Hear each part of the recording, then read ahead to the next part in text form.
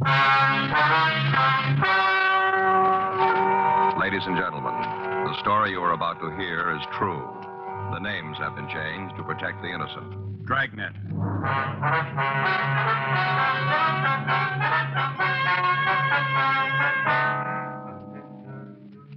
You're a detective sergeant. You're assigned to homicide detail. An elderly man is threatening an entire neighborhood with a shotgun. He says he's going to use it to kill a man. Your job? Take it away from him.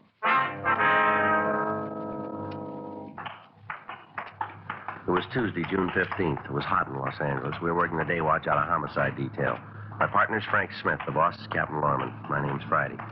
We were on our way out from the office, and it was 11:46 a.m. when we got to Unit 1F14. The police car standing by. Hi, Joe. Lloyd, what do you got? Take a look at the sign.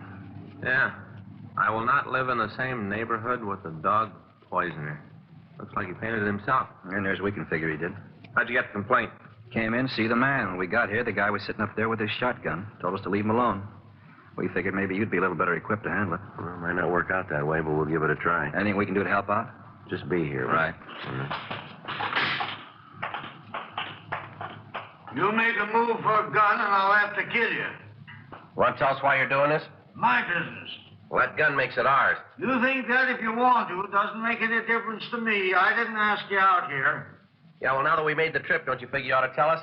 No. Something to do with that sign? Might have, yeah. Well, you better tell us about it. I don't see how it's going to help. You won't know unless you try, will you? All right. I'll tell you what. You come up here by the porch. We'll talk. Take it slow. Don't try to be smart. I could hit both of you with one shot from here. Yeah? Might not kill you, but it'd make you pretty sick. That's good. Hold it right there. Now, just stand still. All right, you want to tell us what this is all about? My dog. Had her 14 years. And somebody killed her. Well, that's not much of a reason to sit out here and threaten everybody who walks by your house, is it? It is for me. Why? But I know that they'll show up. Who will show up? Whoever done it.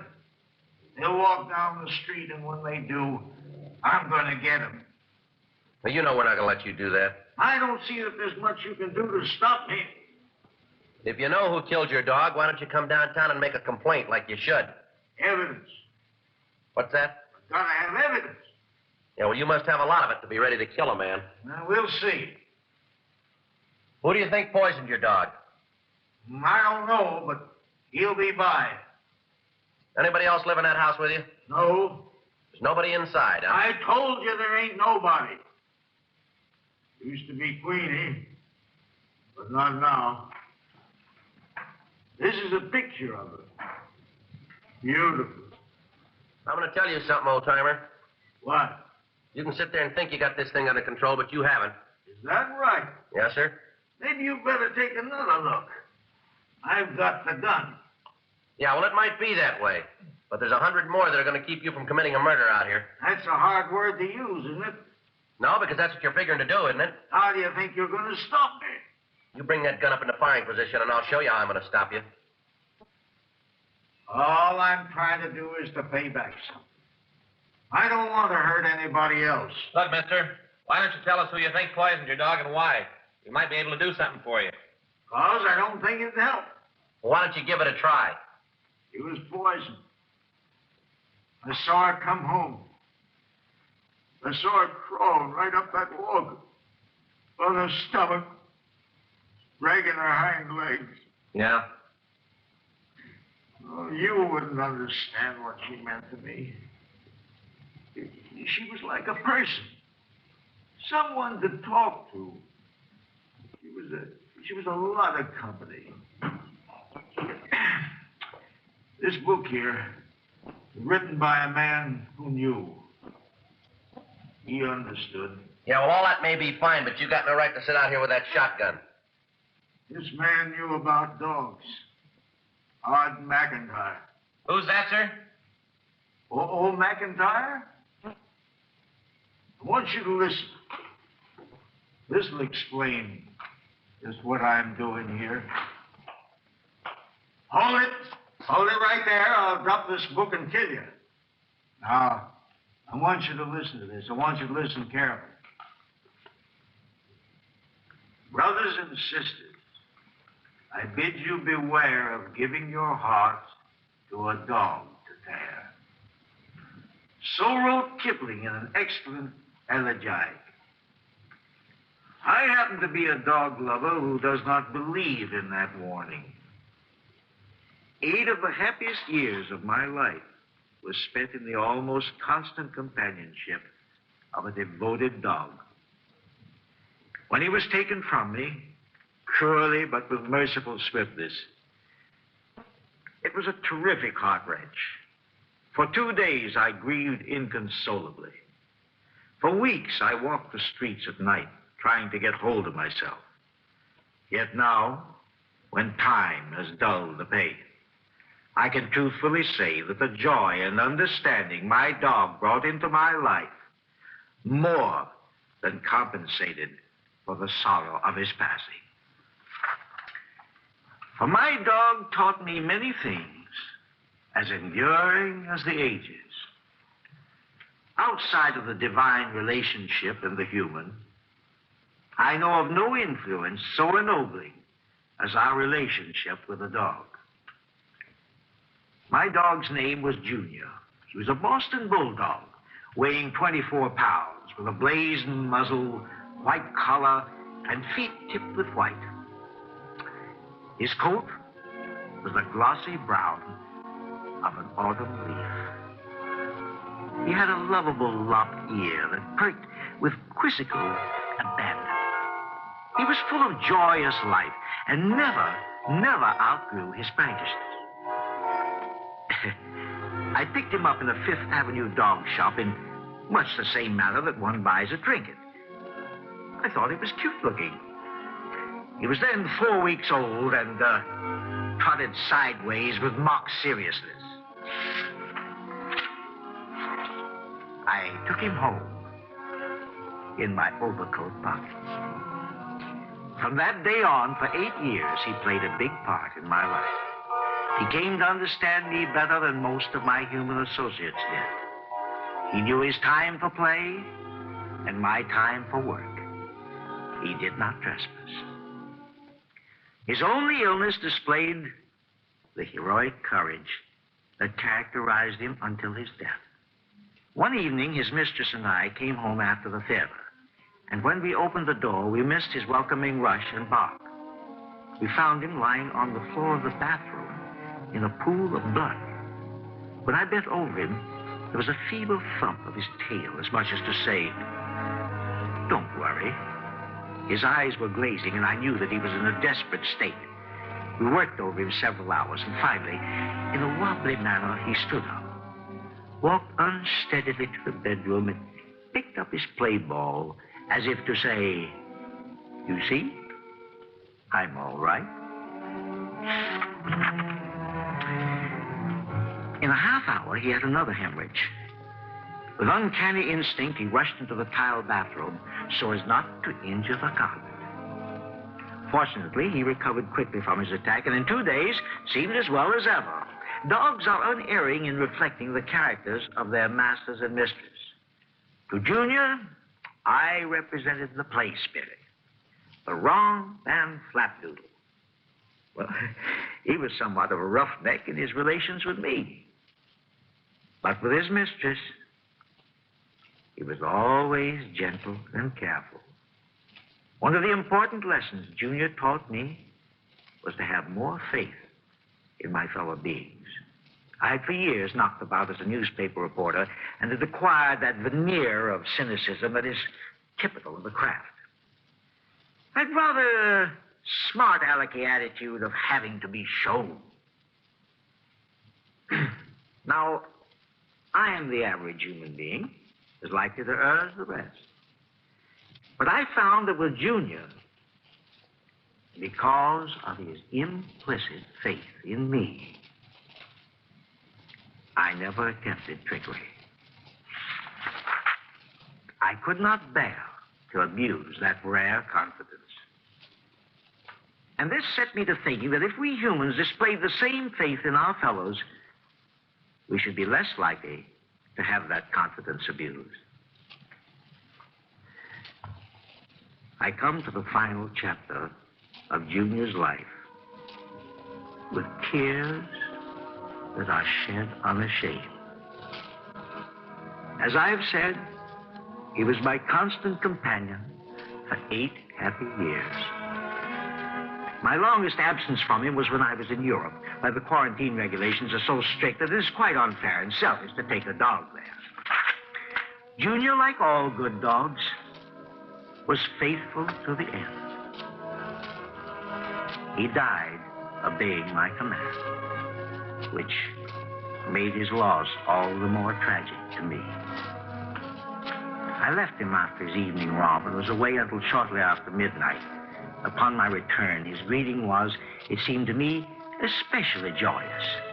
It was so joyous, in fact, that it indirectly led to his death. Shortly before I arrived, a servant had taken him out for a walk. But he was so glad to see me, and he loved so to go out late at night without a muzzle or a leash on, that I humored him, and we went out again together.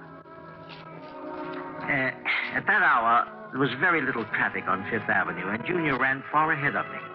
He had been trained to wait at curbings when unleashed until he received the command, go. Then he would race across the street like a flash. At the corner of 44th Street and Fifth Avenue, I stepped to the curb, looked both ways for signs of traffic, and seeing none, shouted, go. Junior was off at a bound. At that instant, a party of reckless joyriders in a heavy touring car swung madly around the corner, and both wheels on one side passed over his body. There was a jeer of derision as the car shot northward, the taillights gleaming red in the night. Junior staggered to his feet, and as I lifted him in my arms, he looked up with his soft, pleading eyes, begging for the help I could not give. Hailing a taxicab, I hurried to my hotel a few blocks away. But before I reached there, he had died without even a whimper of pain. He lies buried today in the picturesque little dog cemetery on the sloping hills of Hartsdale, New York. Above him are the green grass, the whispering trees, and a stone carved with this inscription, Junior, faithful to the end.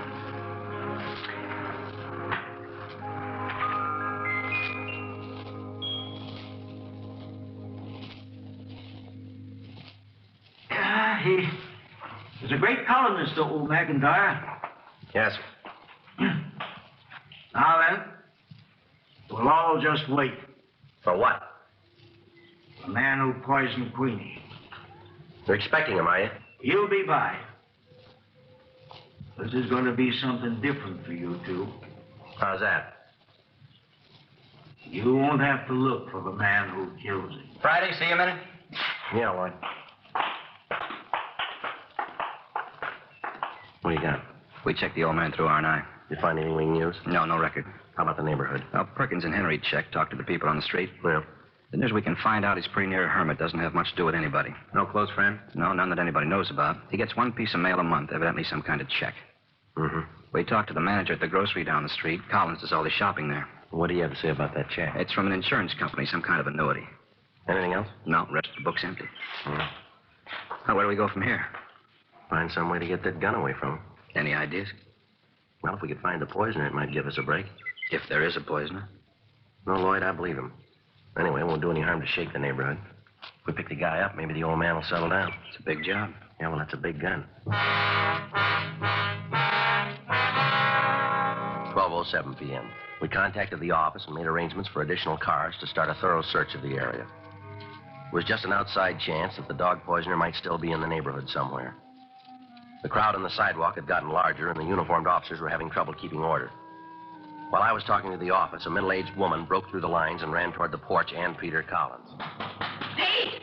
Pete Collins! All right, hold it right there, lady. He's a friend of mine. Yeah, well, he won't be if he pulls the trigger on that gun. What are you trying to do, Pete Collins?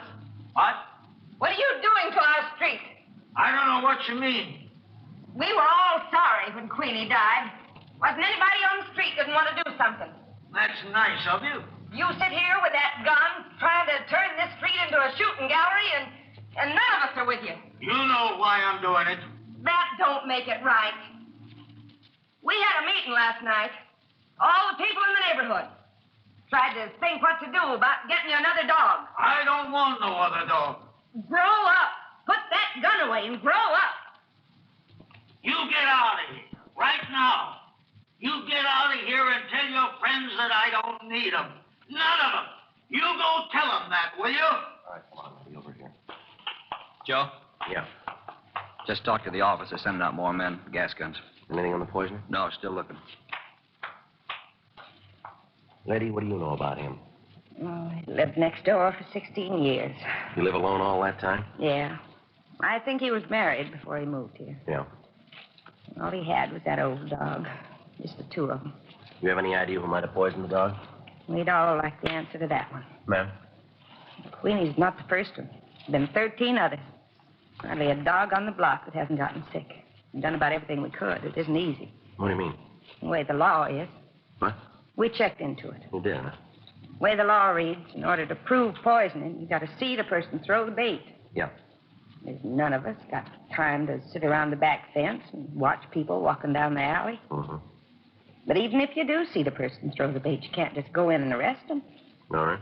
The law says you got to have part of the bait. Well, that's hard to do. Mm-hmm. Makes it almost impossible. You been to the authorities, have you? Yeah. SPCA, police. They've all done what they could. The dogs keep right on dying. We've even thought of maybe hiring somebody on our own. You know, sort of a special cop. Yeah. Oh, it seems a shame, don't it? Ma'am? Poor old man. How could anybody get low enough to poison his dog? That's what he wants to know. Joe. Yeah. You better leave, lady. Oh, yes. I guess there's nothing more I can do here.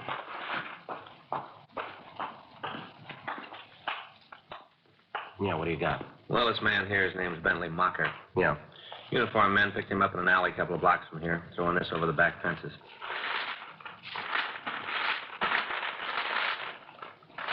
Meat, huh? Yeah. That him?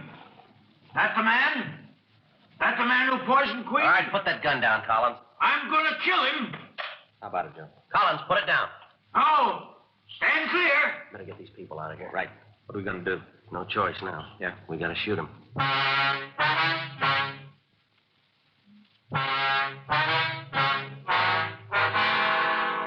12:24 p.m. In spite of the precautions, it began to look as if we wouldn't be able to take Collins' gun away from him without physical violence.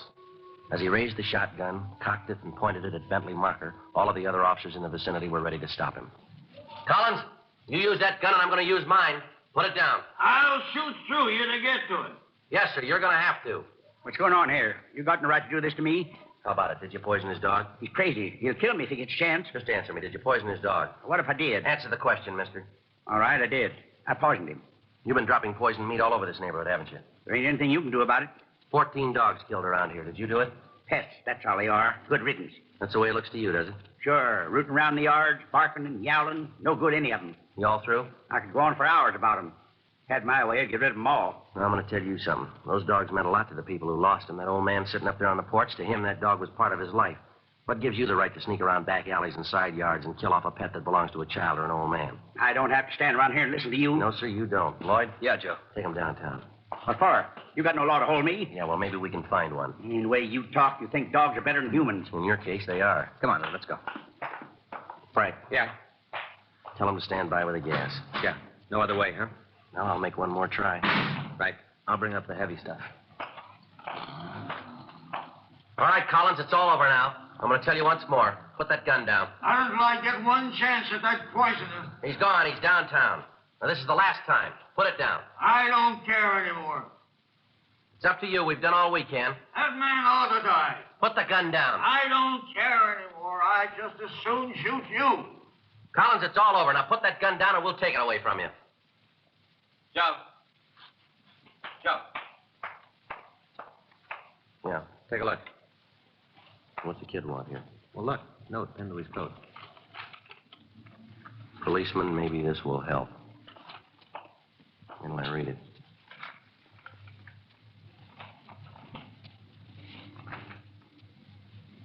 you read this? Yeah.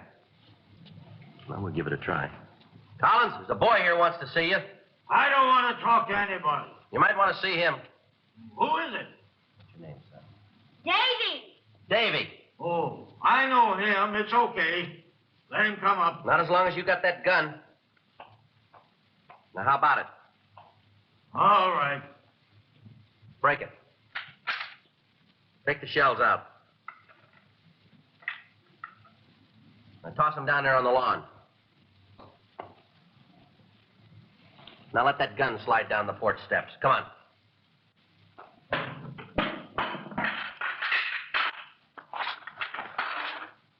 All right, son. Come ahead.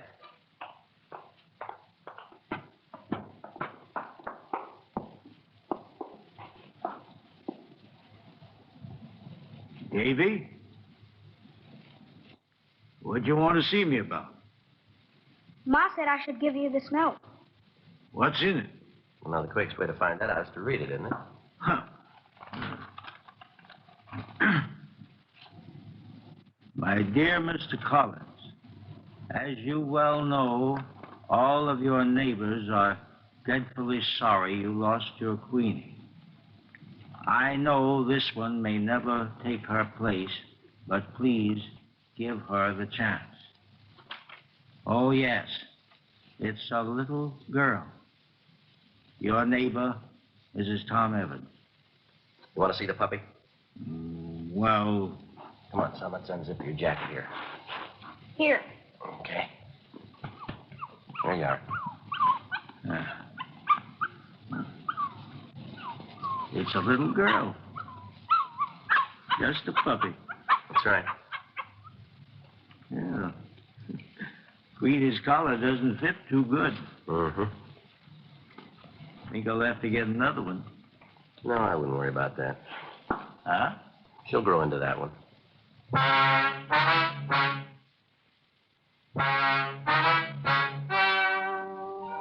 The story you have just heard is true. The names were changed to protect the innocent. On July 12th, trial was held in Division 68, Municipal Court, Los Angeles Judicial District.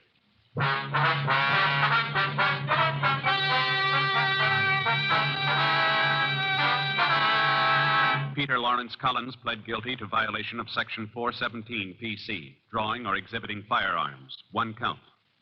Extenuating circumstances and lack of a prior record led the court to be lenient. The suspect was placed on probation for a period of 3 years. Bentley Jones Mocker was tried and convicted of Section 596 PC, unauthorized animal poisoning, and received sentence as prescribed by law. Violation of Section 596 PC is punishable by imprisonment in the county jail for a period not to exceed 6 months, or a fine of not more than $500, or both such fine and imprisonment. Ladies and gentlemen, we are grateful to the McNaught Syndicate Incorporated for granting permission to read excerpts from O.O. McIntyre's article entitled, What My Dog Taught Me. You have just heard Dragnet, the authentic story of your police force in action, and starring Jack Webb, a presentation of the United States Armed Forces Radio Service.